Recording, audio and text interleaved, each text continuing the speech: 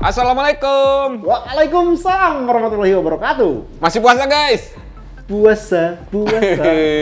Selamat berpuasa buat teman-teman yang menjalankan ibadah puasa ya bang. Marhaban ya Ramadan. Udah masuk hari kelima kita ya. Hari kelima. Iya. Dan di hari kelima ada sesuatu yang spesial terjadi. Sesuatu.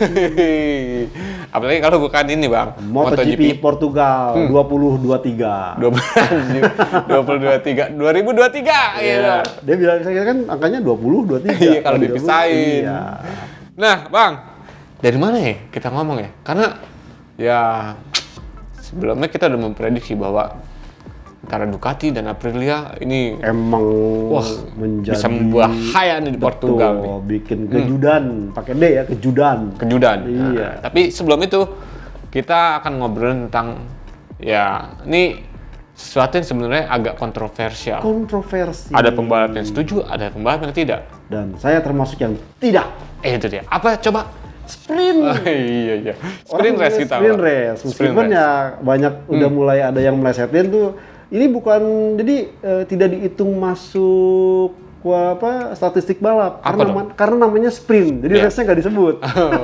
Ini udah mulai muncul seperti itu artinya. Jadi cuma sekedar lari doang ya, Bang? Iya, sprint. Makanya awalnya saya pikir sprint itu pembalapnya itu bakal diadu lari nggak pakai motor, saat kelilingin sirkuit pakai werpak. Nah, kebayang nggak tuh? Kayak ini aja Bang, kayak enduro. Yang apa 24 hour kan begitu kan, lari dulu baru ngegas. Ternyata enggak, formatnya tetap dibikin kayak WSBK ya. WSBK. Cuman ya itu tadi kalau di WSBK itu namanya Super Pole Race, di mana si Super Pole Race ini menentukan starting grid di race kedua. 1 sampai 9. Kalau ini enggak, artinya ya berubah totalnya karena apa? Ya itu tadi pembalap harus beradaptasi. Mungkin nih kalau umpamanya sempat kita debat bahwa seandainya mungkin sprint race-nya belum full seperti saat ini, mungkin berapa seri dulu, diadaptasi dulu, mungkin pembalap akan bisa ngerti, oh ini kekurangannya ini, kelebihannya ini. Nah kemarin langsung dijalankan di Portugal yang notabene sirkuitnya ya tanda petik challenging,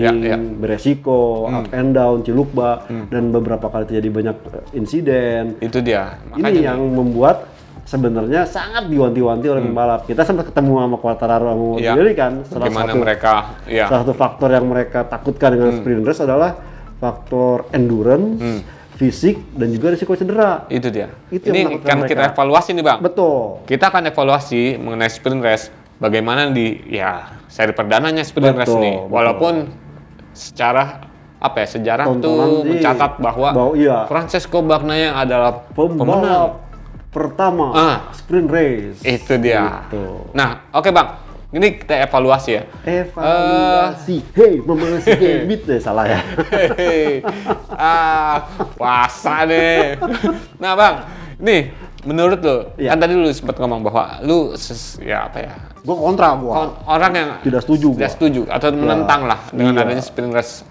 Apa nih Bang, dari seri pertama ini yang akhirnya bikin lu tuh tambah, wah ini positif nih, gua nentang banget nih sprint race. Satu adalah dikuranginya sesi latihan. Karena saat ini pun musim pertama ini kan selain berubah ada sprint race, ada perubahan soal alokasi ban. Alokasi ban juga, kemudian soal pemberlakuan tekanan minimum ban. Yang awalnya kemarin 1,9 ini 1,88. Ini butuh istilahnya adaptasi. Nah dengan kemarin sesi latihan diperes dari awalnya ada 3, kemudian free practice 4, ini menjadi hanya 3. Free practice 3 itu murni istilahnya benar-benar free, coba untuk mempersiapkan buat sesi kualifikasi.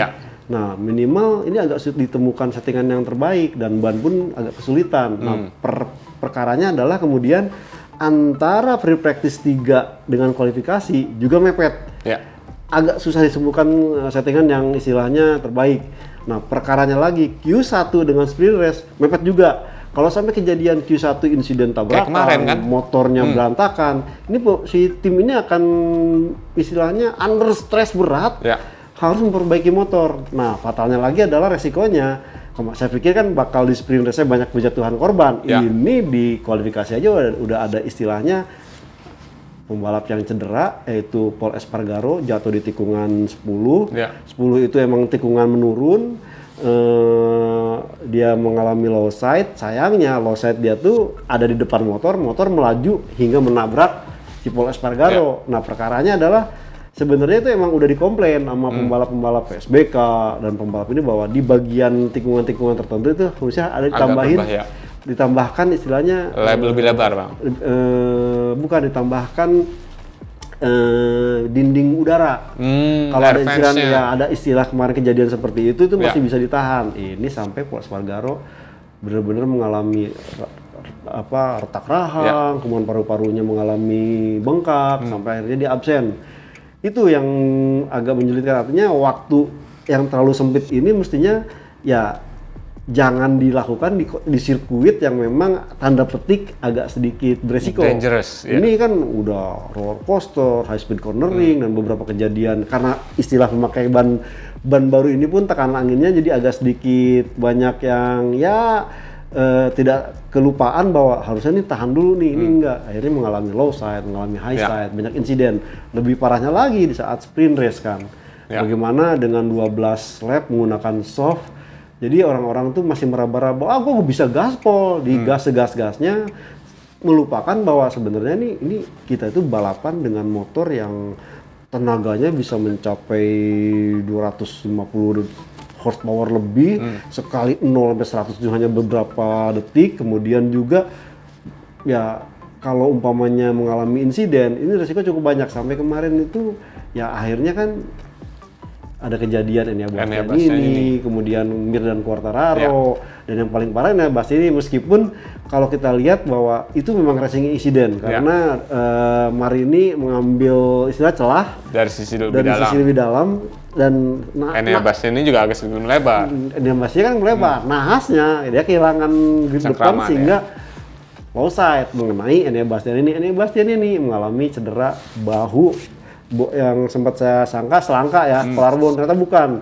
Tapi itu bukan belikat ya bang? Skulpa. Iya, antara yang nyambungin humerus ini dengan tulang bahu. Ini agak-agak lama nih, makanya kemarin terpaksa harus absen. Nah dari kemarin 2 orang pembalap cedera dan harus membawa rumah sakit, ini menandakan bahwa ada yang nggak beres. Sampai seorang ya yang kita temui langsung di launching Monster Yamaha Energy kemarin itu, Fabio Quartararo bilang bahwa balapan kali ini nih udah kayak hutan rimba. Pembalap udah gontok-gontokan, tidak mikirin apa-apa, dan bahkan sampai akhirnya dia selalu menggarisbawahi, sebenarnya gue nggak suka sprint race, cuman ya karena alasannya ini untuk meningkatkan fans, saya akan coba. Sampai akhirnya dia memutuskan, ya saya pikir tetap bakal kontroversial gitu, kontra, gue nggak suka. Ternyata dia masih akhirnya, ya udahlah, race pertamanya juga, sprint race juga, mendingan 25 lap aja sekalian, samain dengan main race. Biar tidak istilahnya, tidak pada gontok-gontokan, orang tetap berpikir bahwa, gue mesti nge-pushnya diperhitungkan gitu, nggak nge-push mulu. Itu bang, karena bisa dibilang nih strateginya beda banget nih. Betul. Antara sprint race dengan main race. Betul. Main race yang misalnya 25 lap, sementara sprint race cuma 12 lap. Betul. Strategi pemakaian bensin, seberapa banyak yang harus dipakai. Ini kan juga berpengaruh akhirnya. Bannya, apa yang harus dipakai. Betul. Terus udah gitu itu tadi bang, emosional pembalap nih. Makin jadi.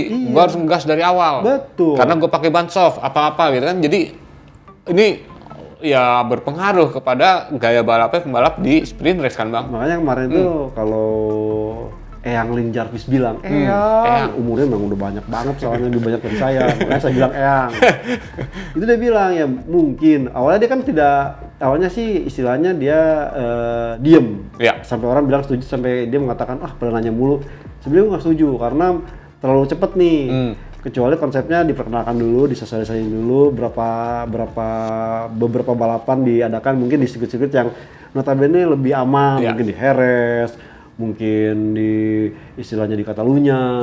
Nah ini kemarin kan istilahnya di Portugal sendiri nih, di Algarve kan ini baru 5 kali gelar MotoGP, artinya masih banyak yang harus dilihat nih, dan sampai faktanya kemarin ya banyak insiden kan, dan kejadiannya ya meskipun digunakan untuk tes pramusim intinya mencari data. Nah pada saat balapan kemarin kan emang udah gas pol-polan, jadi ya ini semua kemarin diterapkan awal sprint race ini emang bikin atmosfer timnya tuh tingkat tinggi stresnya. Pembalap tim harus mengubah ini itu yang tadi sempat diungkapkan sampai bela-belain bikin tangki baru. Nah, itu dia, Bang. Yang ukuran 12 liter nih kalau mamanya. Iya. Ya orang kan, wah itu terobosan. Ya duit lagi, ya bikin lagi. Itu benar-benar ada anggaran yang harus dikeluarkan. Dan ini kalau sampai kejadian misalkan, ya amit-amit sih, tiap sprint race insiden celaka ya banyak juga tuh perintilan-perintilan yang harus dikeluarkan. Jadi itu yang diprediksi oleh beberapa tim dan juga seperti yang dilakukan Jarvis bukan perkara mesinnya pasti kuat. Karena kan cuma nambah 12, cuma dapat nambah 12 lap ya sekitar masih di bawah berapa kilo gitu berapa kilo itu masih masuk lah ke mileage mesinnya. Tapi ya perintilannya itu cover body, terus ada yang fast moving partnya, kemudian kalau pamannya sasis bengkok, ini yang benar-benar membuat masalah. Ini akan diakumulasi ternyata budgetnya lebih besar. Itu yang hal yang berikutnya adalah kan sampai sekarang belum jelas. Kalau yang di main race itu si pembalap dapat starting money, artinya kalau pamannya dia masuk kualifikasi kemudian start itu ada uang kadede kalau kata istilahnya. Start money. Iya. Nah di sprint race itu sampai sekarang belum ada omongan karena sifatnya masih berupa trial and error. Nah baru kemudian katanya kalau mamanya udah ini dapat bocoran dari jurnalis di luar, kalau mungkin ntar 5 race kemudian udah kelihatan bentuknya, baru akan ditentukan berapa besarannya. Nah makanya Enea Bastian ini kemarin start terus jatuh dan cedera ke rumah sakit itu. Carlo Pernat bilang belum jelas gitu status istilahnya seperti apa nih kalau pamannya kita start di sprint race. Ya, itu dia. Masih banyak jadinya. Kalau mau diungkap semua nih, bisa sampai sahur lagi nggak kelar-kelar. Jadi intinya itu Bang, seharusnya ya jangan semua seri lah ya. Ngikutin F1 dulu lah. Kalau kata NKOTB itu step by lah gedir. 90-an guys, 90-an. Bapak-bapak. NKOTB, New Kids on the Block. Nah itu Bang, harusnya ya 7 seri lah, oke lah ya buat penjajakan lah ya. Betul. Dicari ya sirkuit yang sirkuit dulu yang terbaru dulu, jangan langsung yang sirkuit ini memadai ternyata berbahaya. Dan juga ya bertahap lah, mungkin ntar ya seperti apa konsepnya, seperti apa gimmicknya. Karena kan memang kemarin bahkan sampai ada yang fan show yang digadang-gadang bisa merebut perhatian. Ini juga sepi-sepi aja kemarin. Itu dia. Ya pembalapnya juga kayak istilahnya kemarin tuh siapa yang bilang kayak ini kayak parade partai gitu, partai kampanye. Karena kan cuma dari situ terus sampai ke belakang pedok kan Bang. Itu artinya memang mestinya ya mungkin, dan bahkan yang akhirnya ya benar juga sih, bukannya nyinyir atau mencibir bahwa ya mau kok semua plok-plok gaya F1 gitu ya bisa seperti itu, cuman ya F1 aja bisa berhasil itu kan ada proses. Dikenalin dulu, nggak langsung diplok, disuapinnya dipaksa gitu, dijelin ke anak bayi yang sebenarnya nggak mau makan, dijelin, jalanin. Jadi memang saya rasa mestinya Dorna legowo untuk coba sosialisasikan terlebih dahulu. Itu dia guys, tentang sprint race ya. Nah teman-teman kalau misalnya ada opini, pendapat gitu kan tentang wah enggak, gue lebih setuju sprint race. Oh iya nih. Lebih seru gitu kan. Pembalap mau cedera itu urusan resiko dia. Wah itu nggak apa-apa pendapatnya teman-teman juga kan. Tapi kalau cedera semua ntar 10 MotoGP jadi sepi. Sepi cuma 10 pembalap doang mau. Itu dia. Ayo. Itu guys tentang sprint race. Nah kita kan ke main race Bang. Kita main. Ya, main ini. Ngabuburit race. Bang. Ya, juaranya adalah Ducati bersama Pecco. Bagnaia, betul. Menurut Bang Joni, melihat Pecco menjadi juara di Portimao. Betul.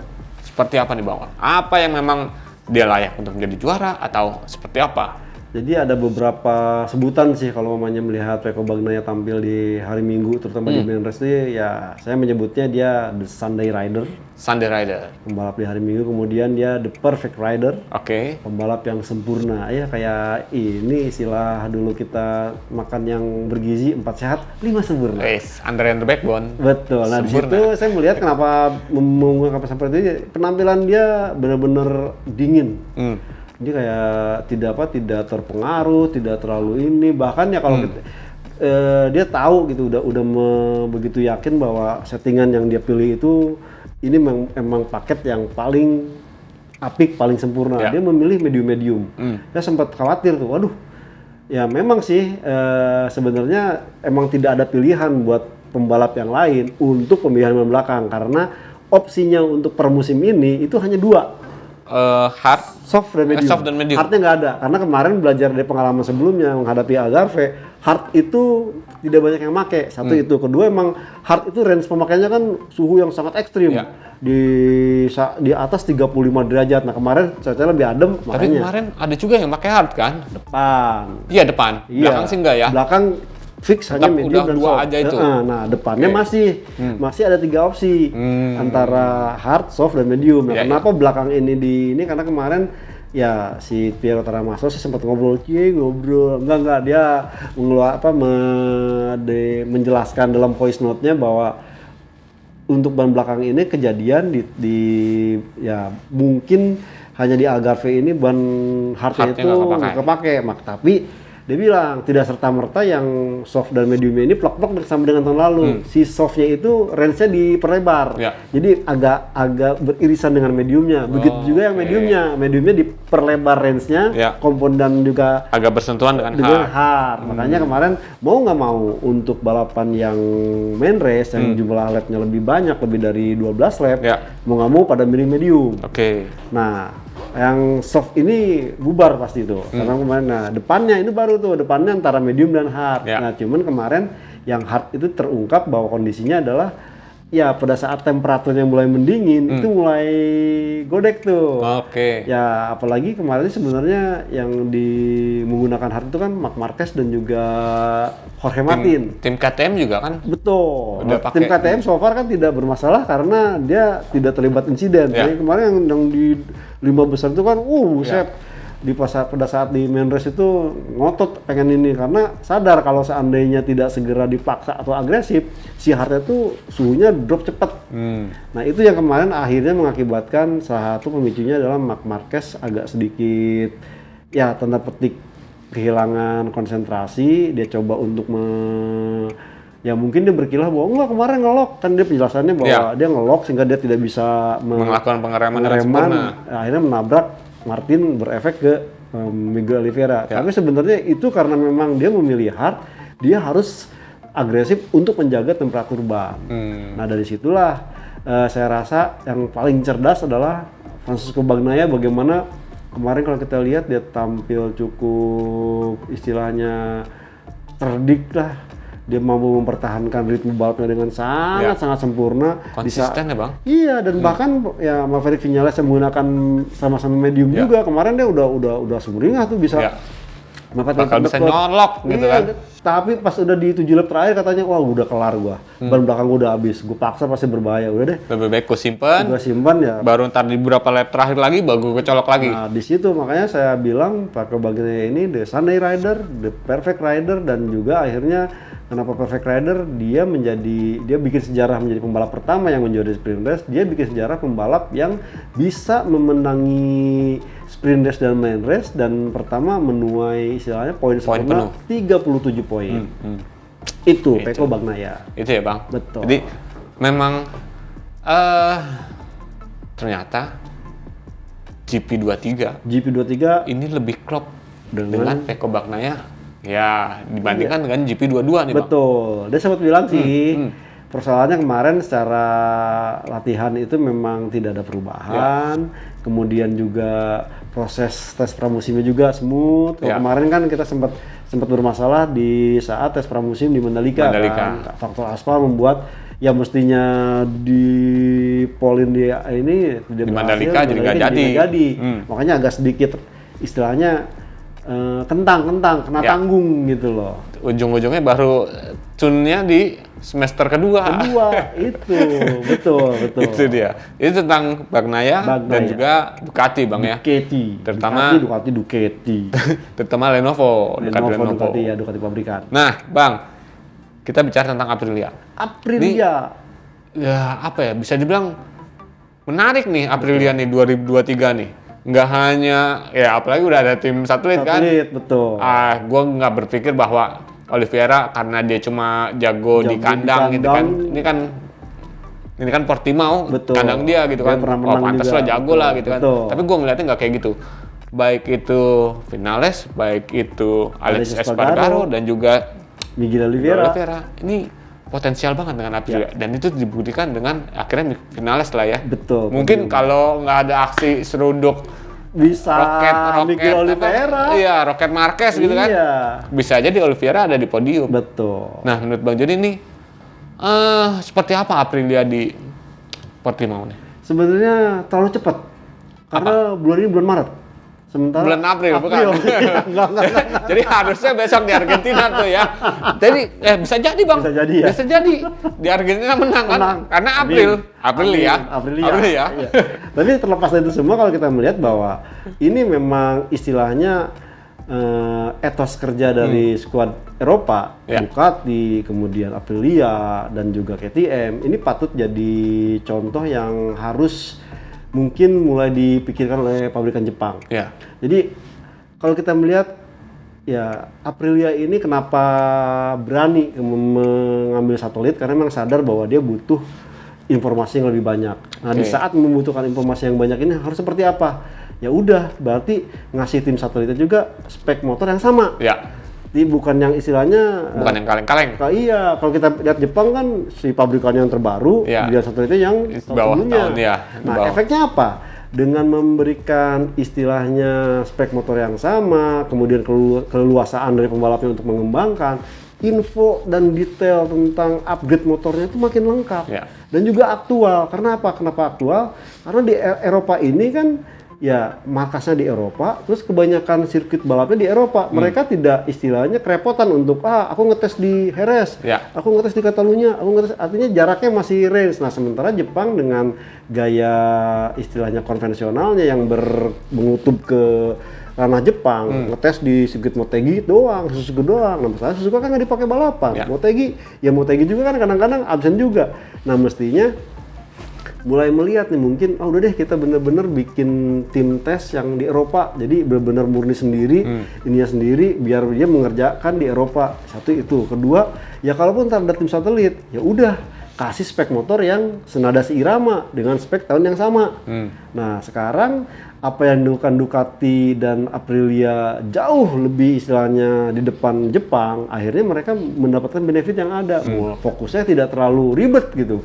Bagaimana kita lihat Honda dan Yamaha di saat tes pramusim kan berbagai macam ya sasis, ya aero packet, empat tipe motor lah di bawah gitu kan. Pembalap bingung lah, gua mau buat setting motor balap di race day apa lu masih butuh informasi untuk mengembangkan motor. Nah, terus ngapain tugas test rider gitu lah. Kita lihat jadi ya di squad Jepang, baik Stefan Bradl, baik Carl Crutchlow, ini jadi seolah-olah cuman istilahnya formalitas doang test rider. Sementara untuk fokus pengembangan tetap ke main rider yang dalam hal ini sebenarnya mereka pengennya tuh udah gue cuma tinggal fine tune. Nah, itu berbeda. Sementara di pembalap di tim Eropa, baik Alex Espargaro, Vinales, kemudian Ducati, itu cuma tinggal fine tune doang. Akhirnya mereka bisa bikin setting motor buat sprintnya dapat, simulasi ininya kenceng. Nah, ini yang membuat akhirnya Aprilia salah satunya terbawa etos itu dan hasilnya cukup bagus, serta adalah ya Aprilia ini juga istilahnya apa ya, saya bilang dia orisinal. Tidak seperti KTM yang mencontek Ducati sampai orang-orangnya, ahlinya, insinyurnya diambil semua, meskipun ada benefitnya, dia kemarin tampil cukup bagus.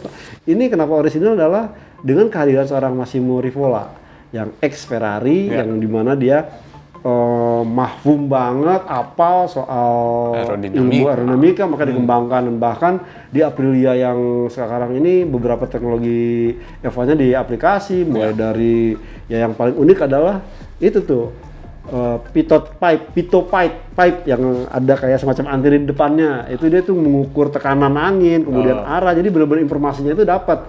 Sampai akhirnya bermain di istilahnya kalau orang-orang kan aero package-nya itu menggunakan diffuser atau istilahnya downwash duct. Nah, sementara Aprilia pakai ground effect sendiri yang akhirnya sekarang malah dipakai di Prima Pramac Racing. Dan ini sebenarnya membuktikan ini udah sangat kompetitif. Bahkan sih Paul Bonora selaku tim manajernya sendiri mengungkapkan, ya kita masih nahan terkait dengan mesinnya. Mesinnya tuh tidak dibuka full untuk ini, takutnya mengubah semua ini. Itu dia. Tapi kalau bicara soal mesin, Bang, iya. Ini kemarin sih memang udah konsisten ini sih. Betul, udah cuma gila emang masih dikit karena kan kalau duel di street tuh ya masih agak ketinggalan sama Pecco Bagnaia. Itu pun masih disimpan sama Aprilia karena apa? Mereka akan istilahnya memberikan keleluasaan kepada Maverick Viñales, Aleix Espargaro, karena di saat dibuka semua itu emang agak mereka bilang liar lah, masuk ke tikungannya terlalu susah, keluar tikungan ban depan ngangkat-ngangkat. Jadi saya rasa ini mungkin Aprilia ini ya tinggal menunggu waktu lah. Ya itu. Untuk meraih kemenangan. Argentina, April ya. Amin, April ya. April ya. April ya. Itu kalau soal ya. Aprilia. Tapi gue ngeliatnya, ya itu tuh Bang. Aprilia seolah nih ya, bersama hadirnya Miguel Oliveira. Walaupun ya kemana apes gitu kan. Tapi ini sudah membuktikan bahwa ini calon pengganggunya pengganggunya Ducati untuk di 2023. Kalau melihat dari ya ini memang terlalu awal ya. Kalau untuk ya menentukan siapa nih di juara dunia 2023. Tapi setidaknya ini ada kemajuan yang dilakukan oleh Aprilia. Benar-benar progresif. Awalnya kan tahun lalu kita nggak menang. Sekarang tuh ya kan itu kan udah target musim lalu. Sekarang ya harus menang. Itu luar biasa. Karena gue ngeliatnya ini sirkuit apa ya, bisa dibilang teknikal banget. Betul. Untuk di Portimao, tapi Aprilia mampu cukup kencang gitu. Betul. Karena kalau ngeliat ya dari sesi tes pramusim ya. Betul. Catatan waktunya finalis konsisten. Bagnaia konsisten, udah deh, tinggal nungguin. Ya tinggal yang menjadi PR saat ini adalah bagaimana Viñales, Aleix Espargaro itu bisa istilahnya tampil seperti baik itu Miguel Oliveira itu tampil bagus di kualifikasi. Ini yang agak sedikit kadang-kadang ya udah kenceng, ternyata pembalap lain bisa lebih kenceng lagi. Si Aprilia belum bisa. Tapi jangan sampai kayak Suzuki, Bang. Jangan, bagus di race. Tapi pole positionnya memble. Ini jangan sampai nih. Betul, jangan sampai pokoknya. Itu, Bang. Bezzecchi, Bang. Bezzecchi. Ini gua ngeliat Bezzecchi, wah seneng banget kemarin tuh. Abis ngasih tahu Bagnaia gitu. 3 gitu kan. Wah, gitu. Pikir pilih 3. Belum ya, itu 2024 belum ya. Nanti, masih 2024 itu. Ya kalau Bezzecchi sebenarnya sih udah kelihatan di Virtus 3 di saat dia menjadi pembalap tercepat. Karena ya tahu sendiri start dari urutan keberapa dia. Setuju. Tiba-tiba langsung bus. Nah, memang dia race pace-nya untuk main race itu udah dapat. Dia bisa bermain di top speed di top list dari yang tercepat. Memang kemarin agak bermasalah di soal time attack dan kualifikasinya. Nah kemarin itu ya mungkin dia bisa, dalam artinya saya bilang tuh ya blessing in disguise dengan insiden. Ada insiden antara tiga pembalap ini yang sebenarnya kan 3 pembalap yang anjing tanah nih catatan waktunya. Mark Martin menang sprint race, podium kedua. Marc Marquez juga, Oliveira malah kemarin berani nyodok. Artinya kalau pemainnya kemarin bisa mungkin tidak ada insiden itu ya Bezzecchi juga agak kesulitan. Dan setelah kejadian itu Bezzecchi kan seolah-olah langsung bisa nempel terus kan.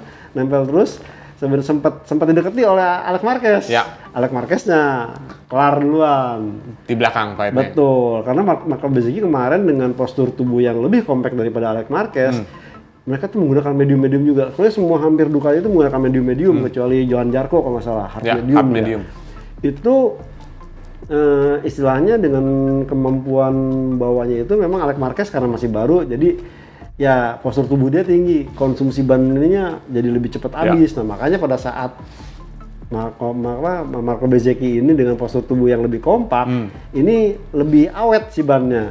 Meskipun pada saat dia coba ngejar Maverick Viñales juga 7 lap terakhir itu dia juga bilang, udah kelar. Jadi ya udahlah, posisi ketiga mempertahankan sudah cukup yang bagus, dan ini menjadi podium kedua buat Bezzecchi setelah kemarin podium di MotoGP Belanda. Ya, ini jadi menarik.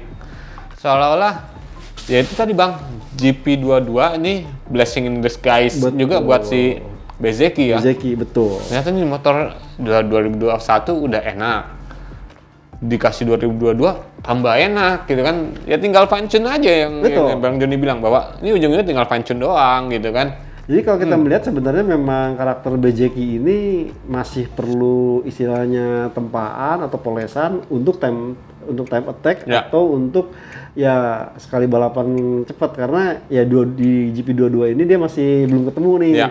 Berbeda dengan kemarin nih sebenarnya dia bagus banget di time attack. Kalau nggak ada ya kemarin cuman dia bilang katanya setelah gara-gara jatuh pertama pada saat mau sprint race itu sprint race. Jatuh tuh kan.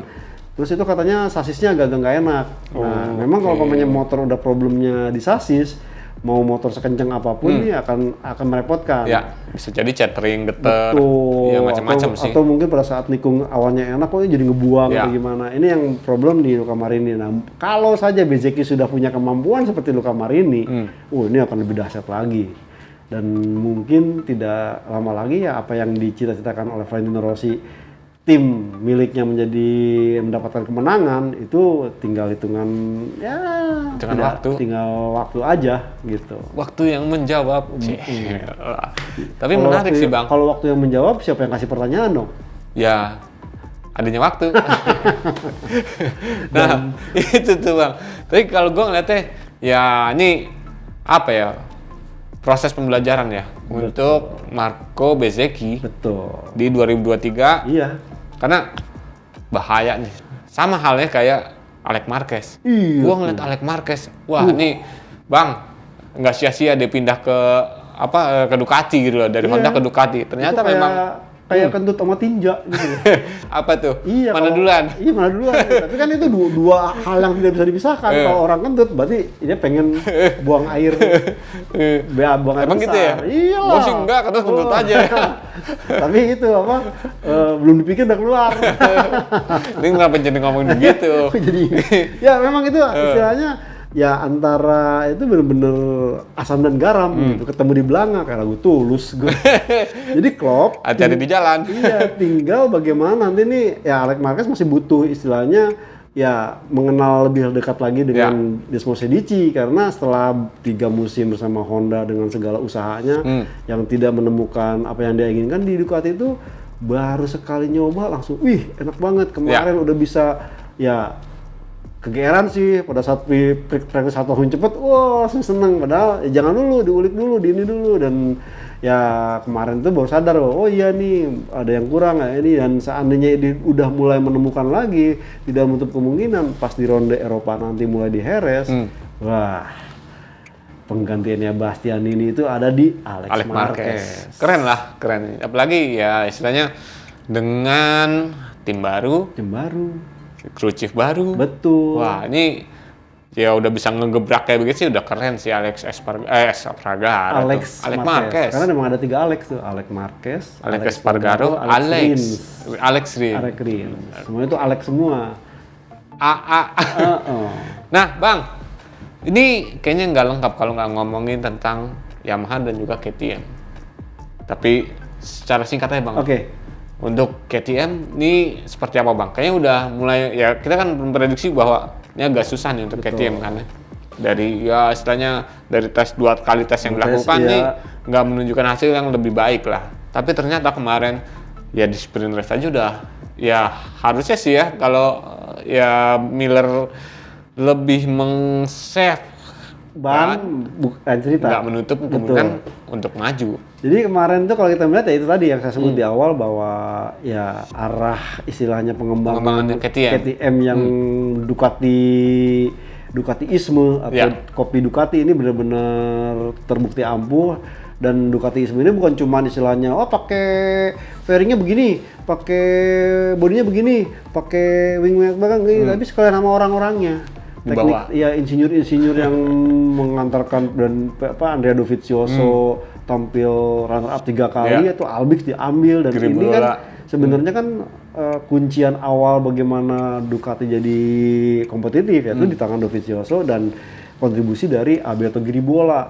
Kemudian Serlachini yang sempat menjadi istilahnya track engineer dari Ducati yang benar-benar memadukan antara motor pengembangan dari Mikel Pirro ke tim pabrikan itu direkrut juga oleh KTM dan yang paling krusial adalah ya Jack the Thriller bersama Christian Pupulan yang diambil langsung yang notabene memang ya istilahnya nih menjadi formula KTM tampil jelek kalau pakai ban soft. Jadi dia sadar setelah tahun ini mungkin range-nya ban belakang itu soft and medium, gua kontrak Miller. Artinya kemudian juga kita sempat juga ditipu. Kenapa ditipu? Mereka di tes pramusim kan busuk banget. Iya, itu yang jadi gue bilang, loh, nih KTM gimana gitu kan? Tapi ternyata disimpan. Jadi ternyata Miller kemarin membuktikan. Nah, Miller pun istilahnya juga agak kaget. Jadi makanya dia agak sedikit euforia, lupa untuk istilahnya save tire untuk duel. Jadi dia, wah bisa nyalip, senang banget bisa nyalip. Dia coba untuk pertahankan, ya kelar. Dan yang paling luar biasa lagi adalah Brad Binder. Cuma memang Brad Binder dalam belakang, problemnya kemarin adalah dia agak sedikit terlalu tidak peduli dengan cedera yang dialami saat tes pramusim sebelumnya. Jadi cederanya ternyata memarah di saat race day, sehingga kemarin dia agak kesulitan untuk bisa di lehernya itu agak kaku. Cuma kemarin udah agak mending dengan painkiller, hasilnya bisa finish di 6 dan 7. Ya.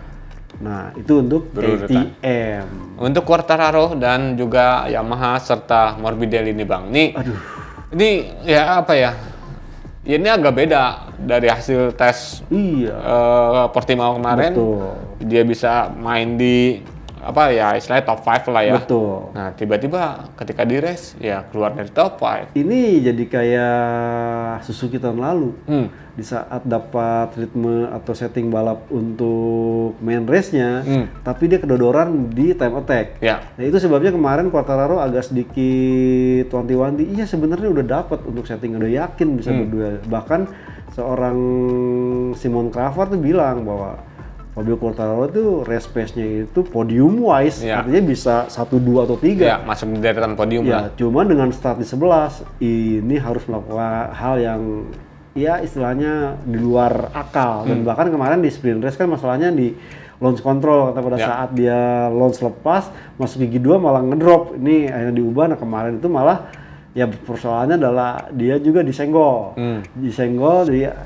Sehingga akhirnya dia harus melorot ke belakang. Jadi memang faktor yang Yamaha saat ini kembangkan adalah mungkin untuk mesin udah teratasi, tapi ya itu tadi bagaimana paket aerodinamikanya yang harus segera ini, dan juga sektor sebenarnya udah mulai dicari nih apa sih yang dibutuhkan Quartararo. Karena kalau kita melihat Quartararo itu kemarin sempat sangat bagus di tes pramusim Portimao itu karena dia mesin pakai 2023, sementara aero package itu pakai yang 2022. Tapi kan namanya ya kalau umpamanya apa yang diinginkan Quartararo di jalan sama Yamaha, terus ngapain gua riset gitu loh. Harus yang baru dong. Ya harus yang baru. Nah, ini yang harus segera ditempuh oleh Yamaha. Plus juga ya bagaimana mengatasi adalah tadi Franco Morbidelli, karena Franco Morbidelli ini sangat istilahnya frustrasi. Yaitu terlihat dari, kalau saya lihat dari mulai komennya, dan bahkan kalau umpamanya istilahnya informasi itu yang lebih dikedepankan adalah Quartararo. Ini benar-benar ya Morbidelli ini under pressure banget. Kalau sampai dia hasil sangat buruk, ya siap-siap lah untuk didepak oleh Yamaha dan mencari pembalap yang lain. Makanya ya mentornya nih sedikit meluangkan waktu lah untuk sampai ada yang bilang Morbidelli nih. Iya, sampai istilahnya konsultasi itu Morbidelli lebih besar porsinya ketimbang pembalap yang lain. Cuma kan ya itu tadi sebenarnya Rossi sadar, ya tinggal bagaimana Yamaha memberikan istilahnya feedback yang terbaik. Karena motornya sendiri kan ya kita ingat 2020 yang istilahnya pakai motor 2020 dia tampil sebagai runner up. Cuman gara-gara masalah ganti klep doang kan, ganti vendor itu yang jadi masalah sehingga poin konstruktor di strip sehingga Yamaha tidak juara dunia. Tapi itu tadi bahwa ini akan menjadi mungkin harus kita menunggu di ronde-ronde berikutnya nanti, terutama di Eropa, dan juga kita akan melihat seperti apa sih respon yang cepat dari Yamaha. Karena kalau Honda kan udah mulai kelihatan kan, sampai di garasi itu sampai turun si general manajernya Shinji Kokubu mau rekrut seorang Kawauchi. Bahkan kemarin presiden direktur HRC-nya datang kan ngasih salaman sama Mark Marquez. Nah, ini kita akan lihat Yamaha seperti apa. Karena dengan kondisi sebenarnya agak timpang di mana yang lain menggunakan tim satelit, sementara Yamaha tidak, ini agak sulit buat Yamaha sebenarnya. Data cuma sedikit yang bisa mau pakai data Morbidelli buat nopang Quartararo lebih kencang Quartararo dibikin motor ngikutin Quartararo Morbidelli-nya kewalahan. Jadi ini yang harus segera ditempuh. meskipun dia sempat ya coba-coba untuk memastikan akan ada tim satelit tahun depan, tetap dia ngejar VR46. Ini saya rasa mungkin ya bargaining position juga buat Rossi dan juga Morbidelli nanti ke depannya. Seandainya mungkin Morbidelli tetap, ya maaf nih, bukan buat yang fans Morbidelli ngedoain tuh nyumpahin bahwa Morbidelli jelek terus didepak. Tapi seandainya didepak, mungkin Rossi akan mempersiapkan, karena ini kan masih ada Vietti. Iya, ada Vietti. Mungkin dia akan nanti bikin tanda petik tim satelit Yamaha MotoGP juga dengan bendera VR46 Racing Team. Itu. Jadi itu ya Bang? Itu sih. Jadi itu ya guys tentang MotoGP Portugal 2023. 2023. Iya. Itu dia. Jadi kalau ada pun ya ada opini, ada pun pendapat, masukan, pendapat, silahkan tulis di kolom komentar. Kita diskusi di situ guys. Iya. Oke, saya Kabudiansyah dari Autores ID dan juga gridauto.com. Mohon pamit guys. Saya John Nono Mulia dari motorplusonline.com. Turut pamit. Nanti kita lanjut lagi tentang yang Rocket Marquez ya. Rocket Marquez. Kalau itu kan apa Torpedo Nakagami. Ini Rocket Marquez. See you guys. See you. Assalamualaikum. Waalaikumsalam warahmatullahi wabarakatuh.